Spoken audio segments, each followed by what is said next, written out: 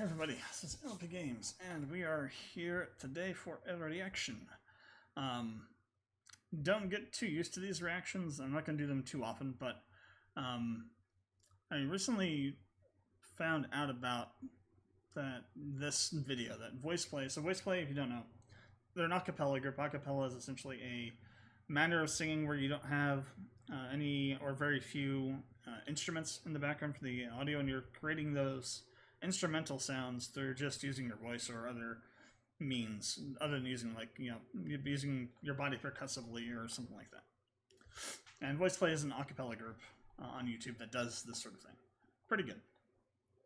So I had heard that they had made this rendition of Hellfire, which is from the Hunchback of Notre Dame.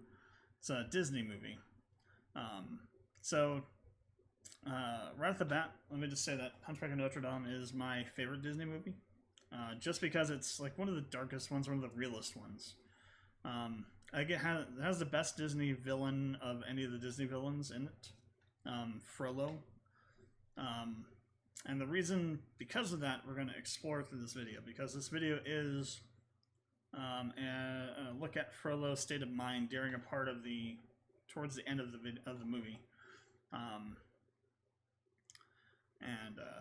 I know that I remember hearing or reading somewhere that Jeff Castellucci, the guy in the middle here, who's the bass singer, refused to do this song because he was going to have to portray Frollo and didn't want to portray someone so evil. In his words, he feels like Frollo's an actual evil character. Not just like a villain in a Disney movie, but an actual, Disney creating a character of actual malice and evil intent. I don't disagree with them. Frollo is one of the greatest Disney villains, because Frollo is the most human of all the Disney villains, has the most human motivations, the most human reactions to those motivations out of all the Disney villains. So the fact that he's doing this I'm not sure why he decided to do it. Maybe, I think Lane was the composer, he did the writing for this, so maybe, the composition was so great that Jeff finally relented or something, but I do know that Jeff was vehemently against portraying this character. So this should be an interesting watch. We'll talk more about the whole thing as we go through. I'm going to be probably stopping a little bit here and there, maybe more depending on how crazy it gets, but expect some stopping, pausing here and there. I'll try not to go back very much, but we'll have pausing. Alright, let's begin. Let's see if we can go back a little bit here.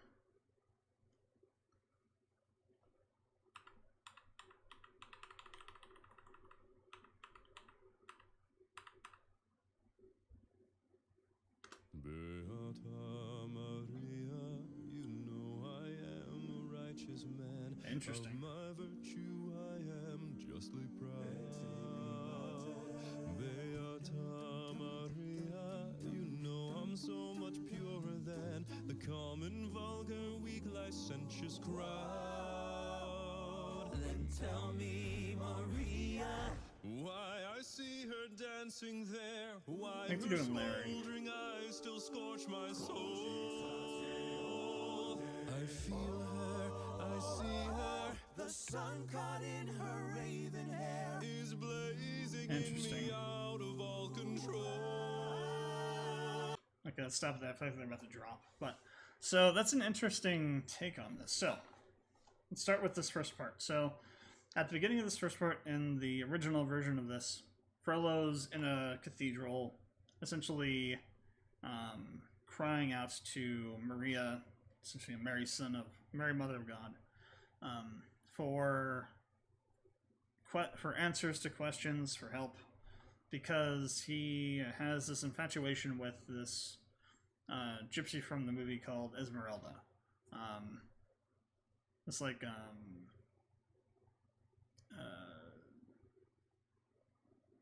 lustful sort of infatuation with her. And so like at the beginning, you hear like the in terms of like what was actually the actual lyrics. You know, he's teaching her to protect him, to um, give him permission to for the things he's feeling, because um, he believes he's more stoic or more um, spiritually pure than the common folk of the time in Paris. What's interesting about this version of it, though, is that Jeff's way of singing the verses gives Frollo more of a, like in the original, it's more of just like a plain stated, like Frollo saying things that he believes are evidentially factually true. Whereas with the Jeff's version of it, it's more of like a cry or a call for help. It's more of like things are higher, they're a bit more vibrato-ish. They have a much more kind of beseeching tone.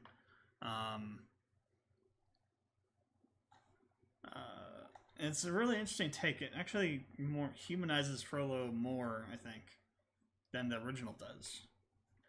Because in the original, he just kind of is like saying, like it's the same general lyrics, but the way that they're sung in the original is not as kind of like conflicted as they are here. Let's go back a little bit. Blazing in me out of all control. Burn it. Oh, damn. Like fire, hellfire. There's fire in my skin. This burning Okay.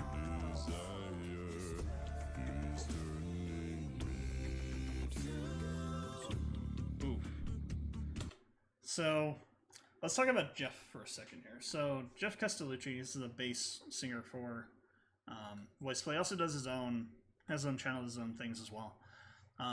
He's really well known for going into these really low frequencies with his voice. There's this like technique called subharmonics, where you're essentially, so in your throat you have vocal folds that you use to actually produce sound waves that sound like speech and can be interpreted as speech. But you also have another set of vocal folds, I think above those, that are like only triggered in certain circumstances. And what a subharmonic is essentially using those vocal folds to change the frequency of the air coming out of your throat, to drop it down to a lower frequency. So like, think of it as like a limiter or something. Like, you have something that's, let's say like in gaming terms, since gaming channel, you have a monitor, you have a game running at 60 frames per second, but you want to limit it to 30 frames per second, 30 hertz. That's what the false vocal folds, these other vocal folds do, is they allow you to slow down the sound of the frequency of the vibrations and the air coming out of your mouth, and they makes it sound much deeper than they really are. So it's like a kind of like a way to fake, or not really, it's not really faking, but it's like a way to go lower than you normally would be able to in a vocal range. That said, GF has a massive range. You can go really low, go pretty high. We've kind of heard some of that throughout this already. So, back to the song, though. So the first part is Frollo kind of like telling out to Maria, kind of like trying to essentially reaffirm his own beliefs that he is a more pure individual than a common person in Paris at the time. And so the fact that he's feeling these things isn't a problem. The second part of the song is Frollo then kind of descending into a slightly darker place, where he's like recognizing that these feelings that he's having are kind of infiltrating his psyche. They're turning him. They're influencing him in ways he doesn't like. Hellfire under his skin, for example, is like a reflection of that. Of like, there's this foreign feeling that's in underneath my skin that's causing me to have thoughts I don't want to have. And as Jeff was going down the scale there, with the audio turning him towards things that are sinful. We'll see where this goes after this here.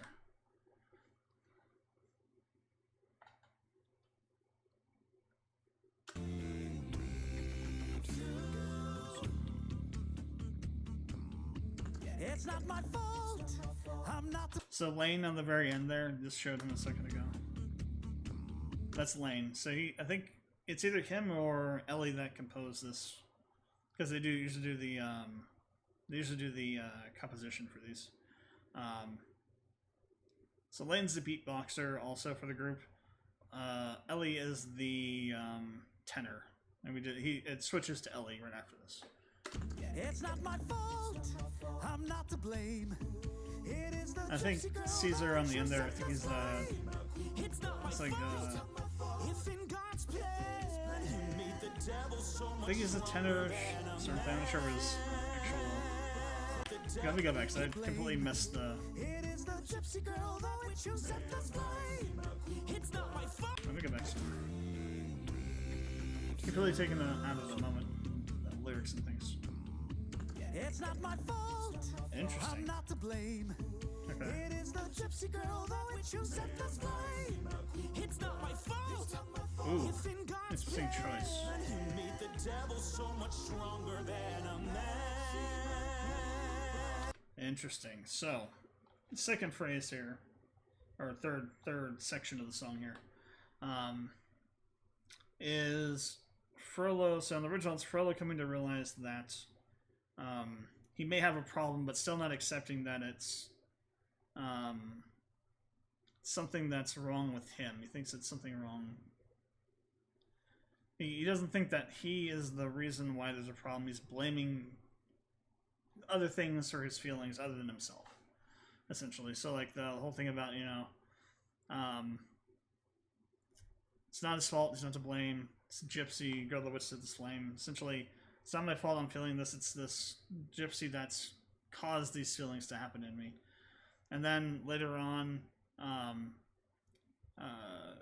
he starts blaming God because he made the devil so much stronger than a man, in reference to the fact that, devil being, tied to sinful thoughts and things like that, and how a mortal person is not stronger than the devil and would have a hard time dealing with things that are related to the devil and things like that. So essentially, trying to absolve himself or take himself apart or out of the responsibility of what he's feeling.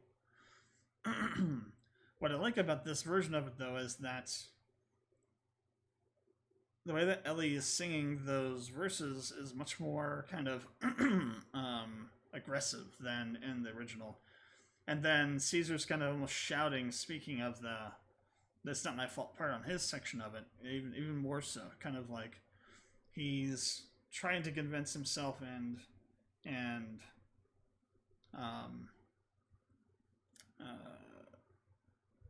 exclaim to the heavens that it's not his fault, and convince himself it's not his fault.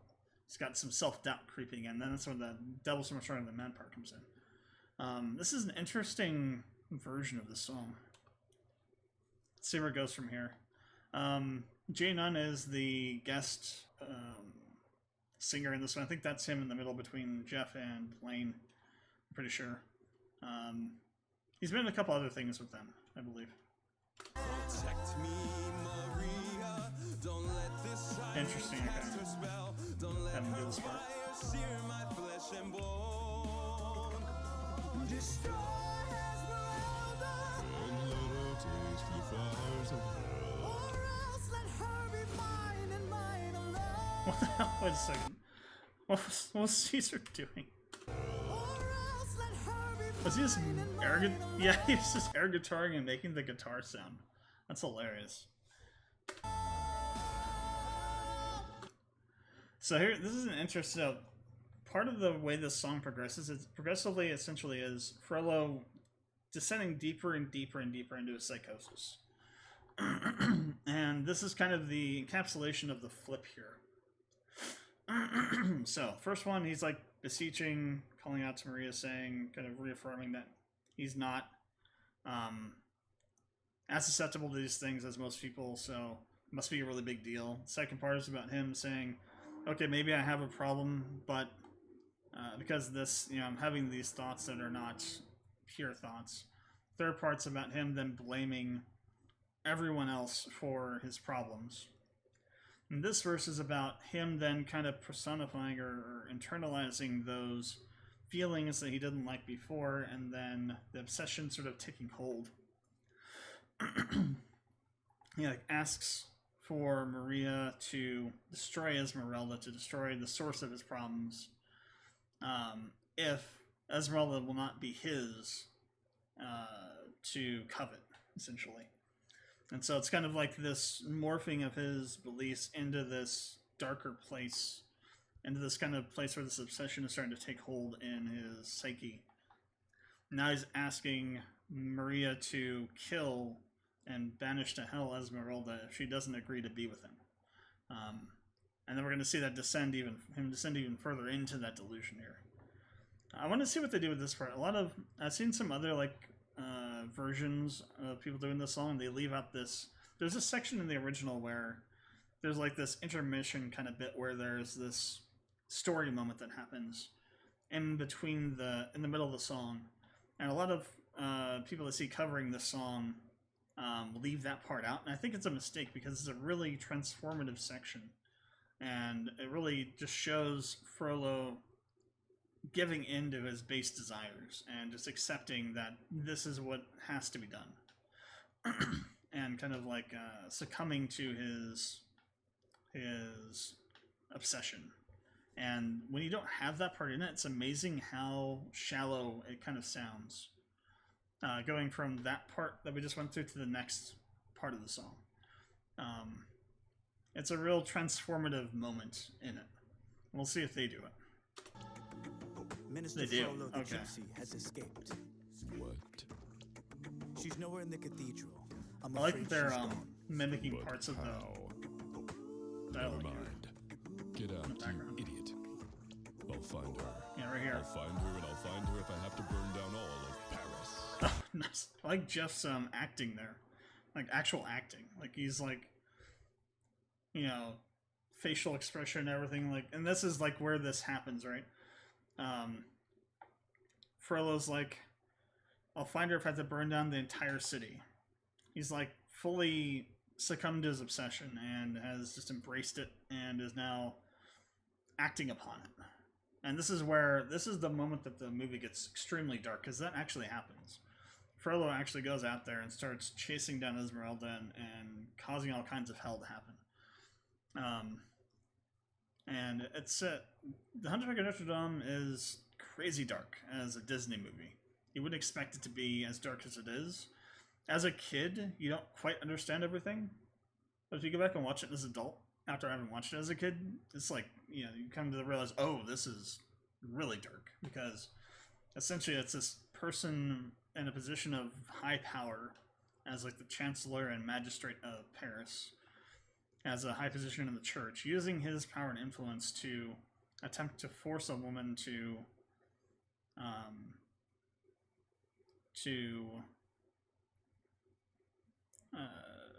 be his lover at the threat of killing her by burning her at the stake.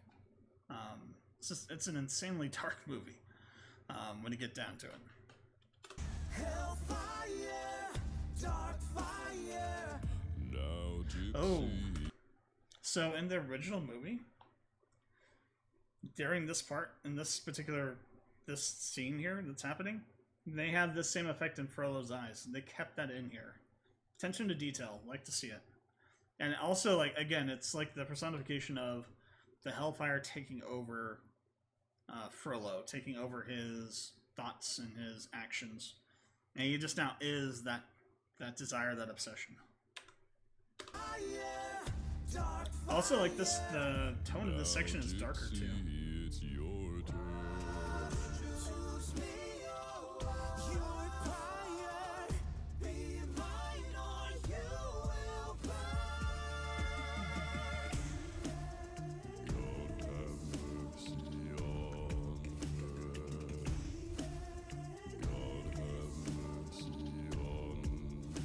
this is kind of like a realization Frollo has that he's what he's doing, but at the same time, going back to the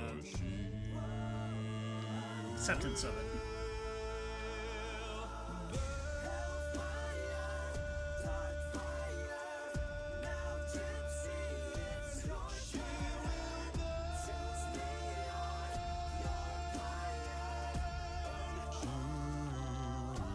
And well, yeah. Jeff doing Jeff things. Wait a second. I didn't notice it till right now, but that pendant, is that an intentional decision to wear that? Like a costume design decision? Because Frollo has something similar that he wears throughout the movie. I don't think it's exactly the same shape. I think it's like a round kind of amethyst looking thing, but it's similar to that. I wonder if that's something Jeff decided to wear as like a reference to who he is or something, like the character he's portraying. That's kind of interesting.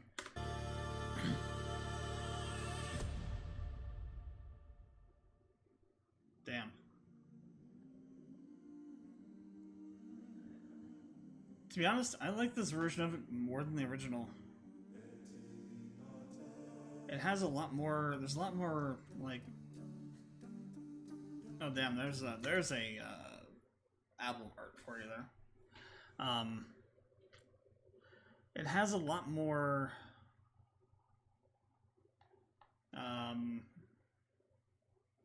Substance to it. There's a lot more like it. The way that they.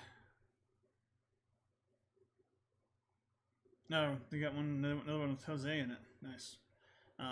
There's like this element that they've added to it. This more like visceral sort of human element they've added to the way that the lyrics are sung that adds a whole another dimension to this song.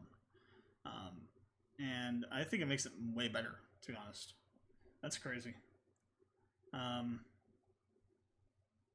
Yeah, be sure to go check out the original video. Get a Voiceplay view for it. Check out their other stuff. They have a lot of good things. Like one of my favorite ones they've done is like Hoist the Colors. My Mother Told Me.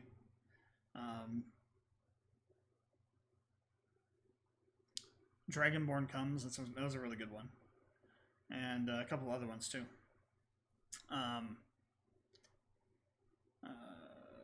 We're gonna talk about Bruno. It's another good one.